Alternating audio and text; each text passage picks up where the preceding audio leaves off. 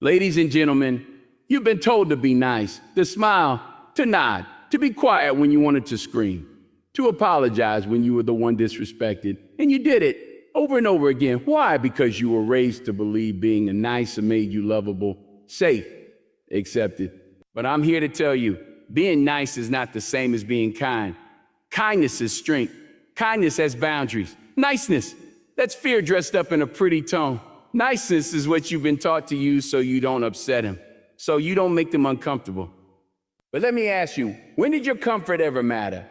Somewhere along the way, you were convinced that if you just stayed quiet, he'd respect you. That if you explained yourself calmly, kindly, gently, he'd finally hear you. But let's be honest, he didn't. He took your silence as permission. He saw your softness as weakness. He mistook your grace as submission. You're not here to make men feel comfortable while you shrink yourself to pieces. You're not here to be the background character in someone else's story. No, you're the whole damn book. The plot twist, the power. Stop being nice to men who haven't earned your kindness. Stop softening your truth to be more digestible. Stop dimming your brilliance to be less intimidating.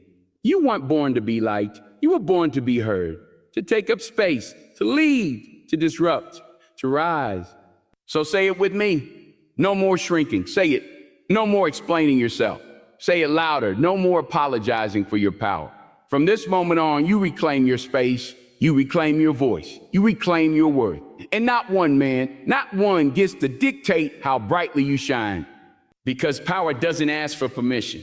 It claims its place. And so with you, that being nice isn't the same as being kind. It's often a mask for fear. Many people, especially women, have been conditioned from a very young age to equate niceness with morality, with worth, with safety. Be nice to your teacher. Be nice to your uncle. Be nice to that boy who teased you. He probably likes you. These aren't harmless lessons. They are silent scripts that program the mind to believe that saying the yes say when you mean a no is virtuous, that tolerating disrespect is mature, that the path to love and belonging is paved with approval and appeasement. But the truth is, niceness is often rooted not in strength, not in compassion, but in fear. Fear of rejection, fear of confrontation, fear of not being seen as a good, fear of making someone, usually a man, uncomfortable. It's the kind of fear that tells you to lower your eyes instead of meeting someone's gaze. It's the fear that keeps your hands clenched in your lap when your spirit is screaming to be heard. It's the fear that turns your powerful voice into a whisper. Niceness in this form is not a virtue. It's a survival strategy, one learned over time, often as a result of living in a world where being bold or assertive is mistaken for being aggressive, where having boundaries is seen as being difficult, and where being a woman who takes up space is seen as a threat. Kindness, on the other hand, comes from a place of strength. It's generous. It's authentic. It doesn't seek approval. It seeks truth. A kind person can say no with clarity and love. A kind person doesn't abandon their own needs to keep others happy.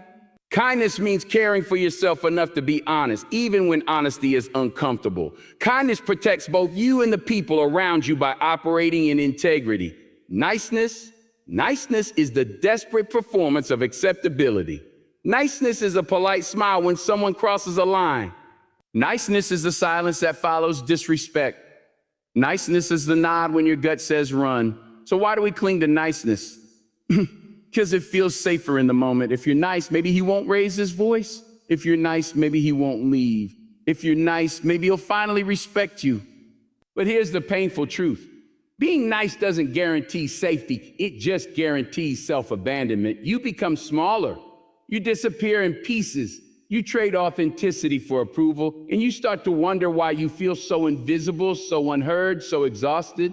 You gave away your power under the guise of being a good person. You learned to betray yourself and called it loyalty. This pattern is especially dangerous in dynamics with men who expect compliance. Niceness becomes a tool of manipulation, something they come to rely on. They push boundaries and watch how long you'll smile through it. They take and expect that you'll keep giving because you always do. You're nice after all. You don't make a scene. You're the cool girl, the chill woman, the one who doesn't ask for too much, the one who's always understanding, always forgiving, always available. But niceness doesn't protect you. It only teaches others how little they need to give to keep you quiet. The cost is high. You start to lose sight of your own needs, your own desires. You don't say what you really think. You filter your truth through layers of politeness. You're agreeable even when you feel violated. And over time, your identity becomes tethered to how well you can tolerate discomfort, how much disrespect you can swallow without speaking up. But being nice isn't heroic. It's not strength. It's a reaction rooted in fear, a fear that if you stop performing, the love, attention, or validation will disappear. And maybe it will. But that's not love. That's control. True self-respect begins when you stop being nice out of fear and start being honest out of self-worth. That doesn't mean being cruel. That doesn't mean being cold. It means standing in your truth even when your voice shakes. It means choosing kindness over niceness, courage over compliance, presence over pleasing. The people who truly value you won't need you to be small, agreeable, or silent to feel comfortable. They'll welcome your boundaries. They'll respect your no. They'll see your honesty not as a threat, but as a gift. Being kind doesn't mean always being pleasant. It means being real. It means showing up in the fullness of who you are and refusing to shrink, even when the room tries to make you. The world doesn't need more nice people. It needs more honest ones, people who act from love, not fear. People who know that their power doesn't lie in how well they avoid conflict, but in how deeply they trust their own voice. Because when you stop being a nice and keep the peace, you start creating peace from the inside out. And that kind of peace, that's the kind that lasts. Niceness can be a trauma response. Your silence doesn't make you safe. Many people walk through life thinking their niceness is a virtue, something they should be proud of. They believe it makes them more likable, more approachable, more lovable. But under the surface, that constant niceness often comes from a place of fear, not authenticity. It's not a personality trait, it's a defense mechanism. A learned behavior that tells you if you stay quiet, agreeable, and accommodating, you'll avoid danger. You'll avoid conflict. You'll be okay. But this is a lie trauma teaches you, and it's a lie that keeps you trapped. When you grow up in an environment where saying the wrong thing has consequences, where anger, criticism, or abandonment follow every expression of your truth, you learn to survive by becoming what others need you to be. You learn that speaking your mind isn't worth the backlash. You learn to make yourself small to stay invisible because invisibility feels safer than confrontation. You become a master of reading the room, adjusting your tone, choosing your words carefully, constantly calculating how to maintain peace. But that peace isn't real, it's a performance. And you're the one carrying the emotional weight of keeping everything calm. This kind of niceness is exhausting because it's not rooted in choice. It's rooted in fear. Fear that being real will lead to rejection. Fear that setting boundaries will push people away. Fear that saying no will make you unlovable. So you keep giving even when you're empty. You keep smiling even when you're hurt. You keep saying it's fine even when it's absolutely not. And the worst part, most people don't even notice because your silence becomes expected. Your compliance becomes the norm. And little by little, your own needs get buried beneath the needs of everyone else. This trauma response can be especially dangerous in relationships, particularly with men who thrive on dominance or emotional manipulation. Your niceness becomes their safety net. They rely on your inability to speak up. They expect you to stay calm while they cross your boundaries. They count on you to forgive, to minimize, to justify their behavior. And because trauma has wired you to associate conflict with danger, you convince yourself that staying silent is the safest option. But the truth is, your silence doesn't protect you. It erases you. It teaches others that your limits don't matter. It trains them to expect your quiet compliance, even when they're hurting you. Many women don't realize that their go-with-the-flow nature is rooted in trauma until they reach a breaking point, until they wake up one day and don't recognize themselves.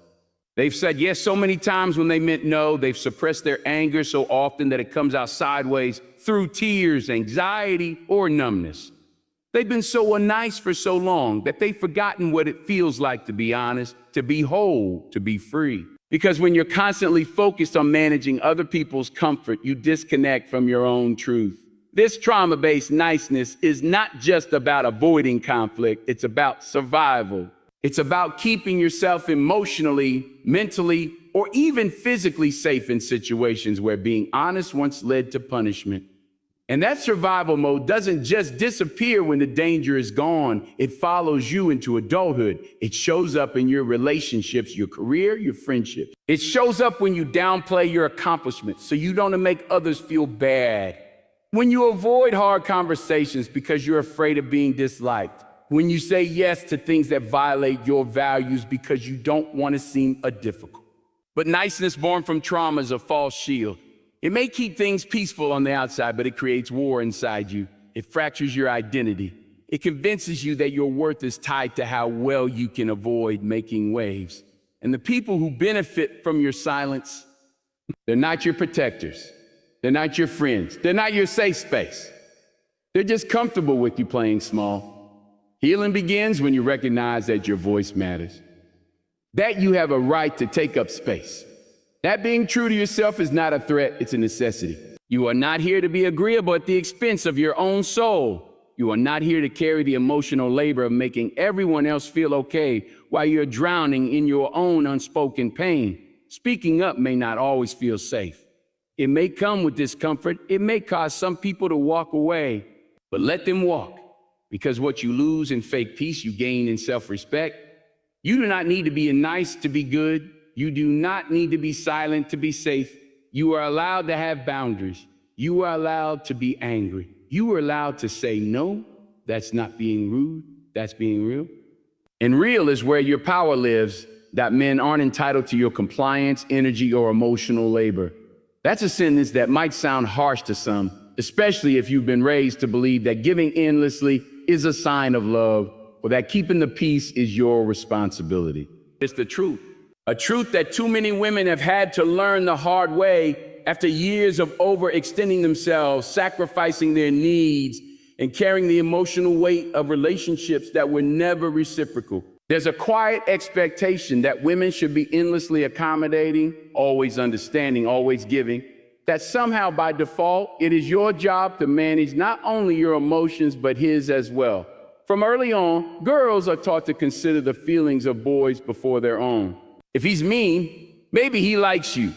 If he's distant, maybe he's going through something. If he hurts you, you should try to understand where he's coming from. This conditioning doesn't just teach empathy, it teaches self-erasure. It teaches you that their behavior is your responsibility, that their growth is your duty, and that your own boundaries are negotiable if it means keeping a man emotionally intact. You become the nurturer, the fixer, the one who holds space while no one's holding space for you. This dynamic shows up in friendships, in families, in dating, and in long-term partnerships. You're expected to comply when things feel uncomfortable, to make concessions in the name of harmony. You're expected to offer your emotional labor, listening, comforting, soothing, explaining, validating, without asking for anything in return. In the moment you pull back, the moment you say no, the moment you stop showing up as his personal therapist, caretaker, or emotional regulator, you're suddenly too cold, too selfish, or not the same person anymore. But you were never meant to carry that weight in the first place.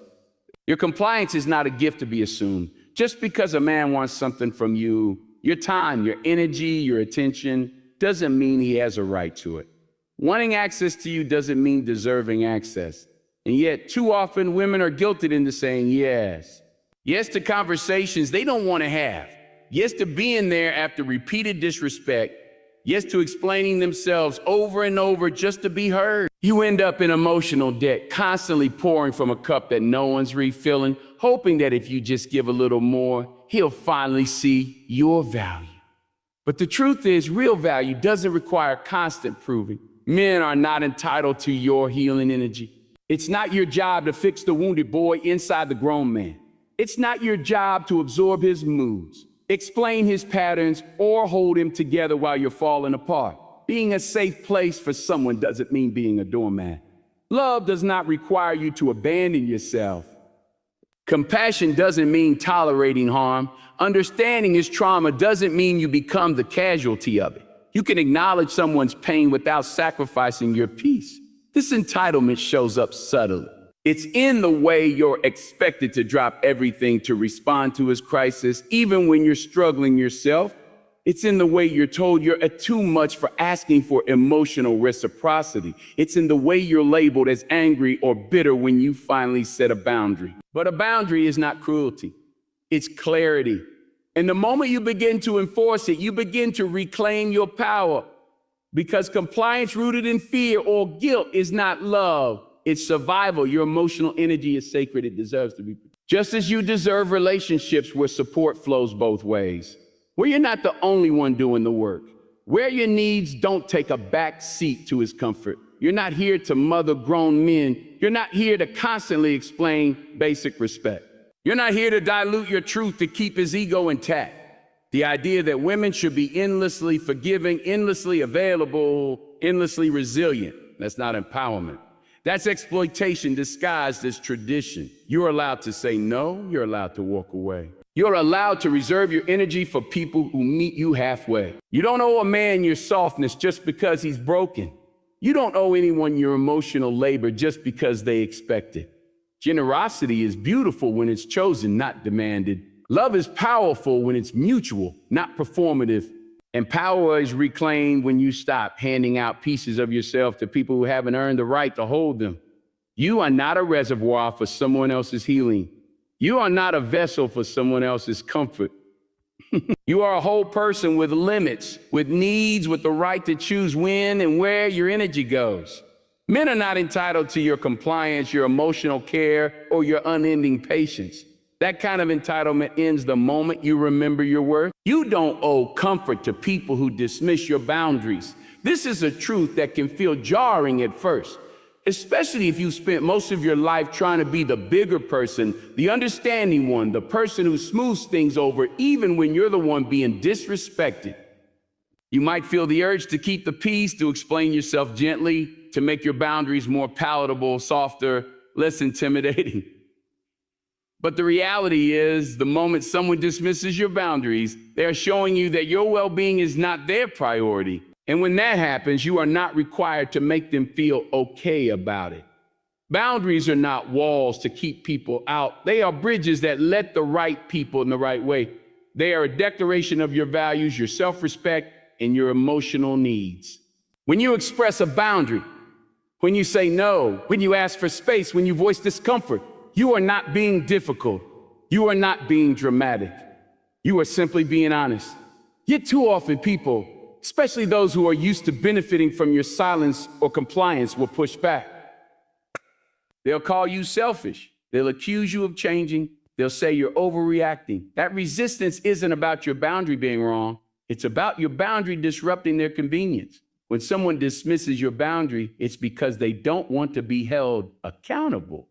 They want the benefits of a relationship with you without the responsibility of respecting your needs. And when you try to comfort them in that moment, when you cushion your boundary to avoid hurting their feelings, you dilute your truth. You send the message, even unintentionally, that their discomfort matters more than your peace. You make room for their ego at the expense of your clarity, and it never ends well. Because a person who is offended by your boundary will never honor your emotional safety unless you hold the line. You've likely been taught that being nice means keeping everyone happy. That if someone reacts negatively to your truth, it's your job to calm them down, to fix it, to make them feel better, even when they're in the wrong. That programming runs deep. It tells you that someone else's emotional reaction is more important than your personal truth. That if you just say it the right way, they'll finally hear you. That if you just soften the blow, you'll stay lovable. But here's the thing. People who love and respect you will want to hear your boundaries. They'll appreciate your honesty, even if it's uncomfortable. People who don't, they'll only care about how your truth makes them feel, not about what you're actually saying. You do not need to soften a truth to make it acceptable to someone who has repeatedly shown they are unwilling to change. You don't need to twist yourself into an emotional contortionist to keep a relationship intact. If someone is hurt that you won't let them cross your boundary again, that hurt is not your burden. That discomfort is not yours to heal. It's the growing pain of someone being told they can no longer treat you as they please, and you're allowed to let them sit with that. You're allowed to let them feel the consequences of their own actions without rushing in to comfort them. Every time you invalidate your own needs to make someone else comfortable, you reinforce the idea that your boundaries are negotiable, that your peace is optional, that your no can be persuaded into a yes with the right amount of pressure. And over time, this builds resentment. It chips away at your self-worth. It creates relationships where you are constantly performing, constantly adjusting, constantly giving more than you receive. You end up emotionally bankrupt, confused about why you feel drained, bitter, or invisible. But the answer is simple. You've been investing your energy in people who demand comfort at the cost of your authenticity. You are not cruel for protecting yourself. You are not unkind for saying no.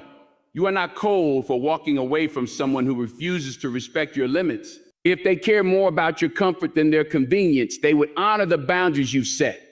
But if they don't, it's not your job to manage their emotional reaction to your truth. That's not strength. That's self-sacrifice. And sacrifice, when one-sided, isn't love. It's manipulation in disguise. There will always be people who try to make you feel guilty for standing in your power. They will frame your growth as selfishness, your firmness as aggression.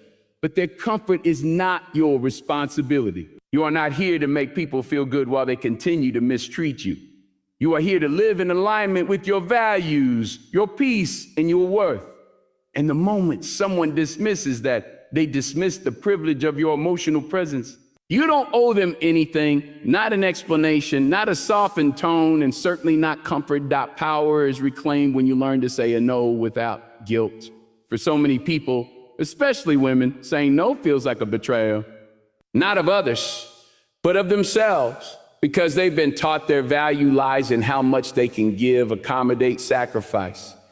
They are raised to believe that being liked is more important than being respected, that being agreeable is more noble than being authentic. So when the word "and no" begins to rise in their throat, it's followed quickly by fear. Fear of conflict, fear of rejection, fear of being labeled as difficult or selfish. That fear doesn't come from nowhere. It's learned, it's conditioned, it's reinforced. You were taught early that a good woman is a helpful woman, that love must be earned through your compliance, that care is proven through self-sacrifice, and that if someone asks something of you, your job is to oblige gracefully, kindly, without question. Saying no becomes an act of rebellion, even in the smallest moments.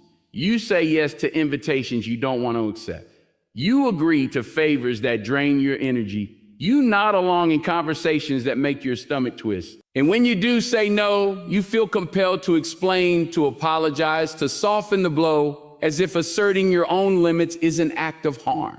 But every time you say yes when you mean no, you abandon yourself. You chip away at your inner voice, you disconnect from your truth, and you teach the world that your time, energy, and boundaries are up for negotiation.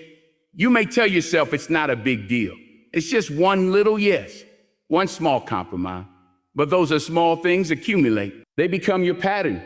And one day you wake up exhausted, resentful, confused as to why you feel overextended and underappreciated. Why it feels like everyone around you takes and takes while you're constantly running on empty. The truth is, saying no is one of the most radical and loving things you can do for yourself and for the people around you. Because a yes given out of guilt is not generosity. It's fear wearing a mask. Real generosity, real love can only come from a full place, a clear place, a chosen place. When you say no without guilt, what you're really doing is choosing yourself without apology. You're saying, my time is mine, my energy is mine, my life is mine, and I don't owe anyone more than I can authentically give. This doesn't mean you become cold or heartless. It means you become rooted, clear, honest. It means you're no longer trying to manage other people's emotions by abandoning your own, because that's what guilt is at its core, a signal that you violated someone else's expectations. But expectations aren't always fair, and they aren't always your responsibility. Guilt can't be the compass that decides how you spend your life. If you make every decision based on what will make others feel comfortable, you'll never feel at home in your own body. You'll always be performing, adjusting, shrinking. Reclaiming power means understanding that no is a full sentence. It doesn't require justification. It doesn't need softening. You don't need a better reason or a perfect excuse. Your desire to rest, is reason enough. Your gut feeling is reason enough. Your peace is reason enough. Saying no is not about pushing others away. It's about inviting yourself back into your life. It's about making room for the things that matter to you, the people who truly respect you, and the energy you need to grow, to thrive, to be whole. It also means accepting that not everyone will like your no. Some people will be disappointed. Some will feel entitled to your yes. Some will try to guilt trip you, manipulate you, or label you as selfish. Let them. Their discomfort is not your responsibility. When people are used to your compliance, your boundaries will feel like betrayal. But that betrayal is their illusion breaking, not your truth faltering. You are not here to be liked by everyone. You are here to live a life that's honest, aligned, and fulfilling. Learning to say no without guilt takes practice. At first, it might feel unnatural, even wrong. You'll second guess yourself. You'll feel the urge to explain. But with each no, you become stronger, more grounded, more self-aware. You begin to trust your inner voice again. You start to see your time as sacred, your energy as valuable, your worth as inherent. And soon, no longer feels like a loss. It feels like liberation. You realize you were never meant to be everything for everyone. You were meant to be fully, unapologetically yourself. And in that space where guilt no longer rules your decisions, your power returns, quietly, steadily, without apology.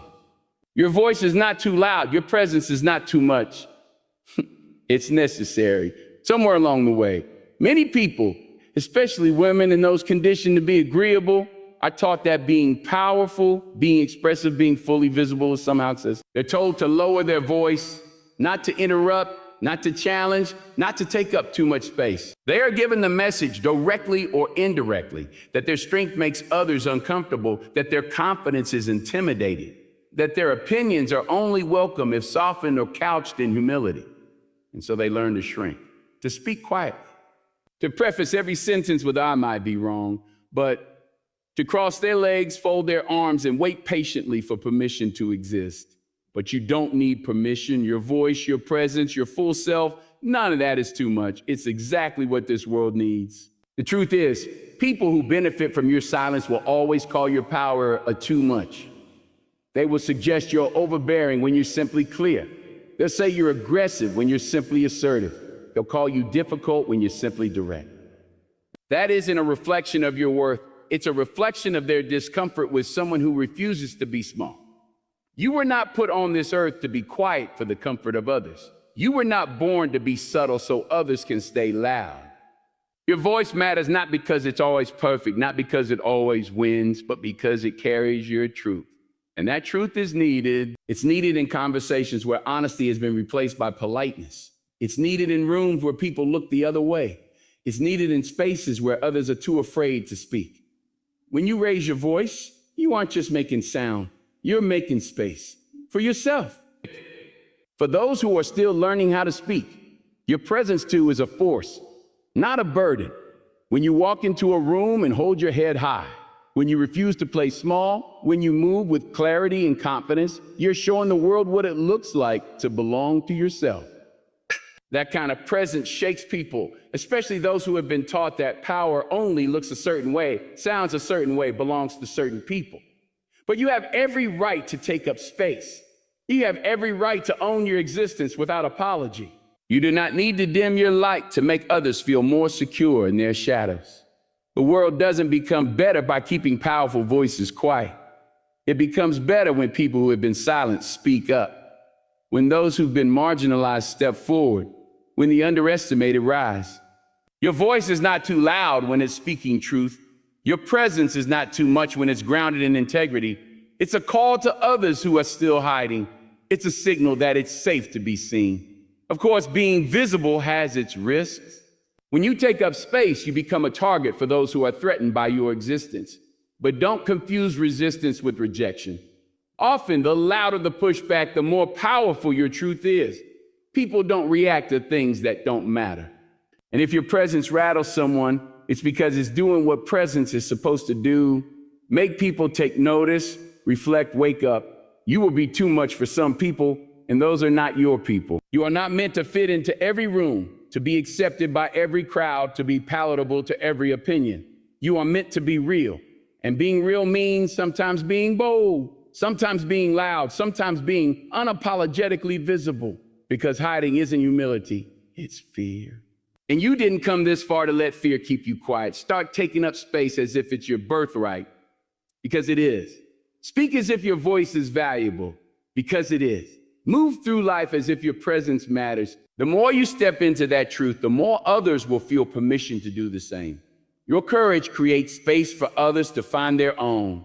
Your voice becomes a mirror for those who've forgotten how to speak. Your presence becomes a light for those still trapped in the shadows of shame.